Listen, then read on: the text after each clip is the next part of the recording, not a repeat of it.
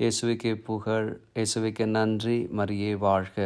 உங்கள் அனைவருக்கும் வாழ்த்துக்களும் ஆசீர்வாதங்களும். அழைக்கப்பட்டோர் பலர், தேர்ந்தெடுக்கப்பட்டவர்களோ சிலர் என்பது இன்றைய இறைவார்த்தை. இறைவனின் அன்புறவில் மகிழ்ந்து வாழ நமக்கு கொடுக்கப்படும் அழைப்பு இன்றைய இறைவார்த்தையிலே அரசனின் இல்ல திருமண விழாவிற்கு இணையாக சொல்லப்படுகிறது. எதிர்பார்த்திராத ஆனந்தம், நினைத்து பார்த்திராத ஆரவாரம், உயிரோடு உறவாடும் நினைவலைகள் என சொல்லிக்கொண்டே போகலாம். ஆனால் அந்த அழைப்பிற்கு நாம் செவி கொடுக்கிறோமா? இந்த உலகத்தின் காரியங்களுக்காக இறைவன் தரும் அழைப்பை நிராகரித்து கொண்டே இருக்கின்றோம். இறைவனின் அழைப்பு நாம் அவரது அரசாட்சியின் மகிமையில் வாழும் அழைப்பு. மன்றாடுவோம். எல்லாமல்ல இறைவா, ஒவ்வொரு நாளும் உமக்காக வாழும் வாய்ப்புகளை ஏதோ ஒரு காரணத்திற்காக நிராகரித்து கொண்டே இருக்கின்றோம்.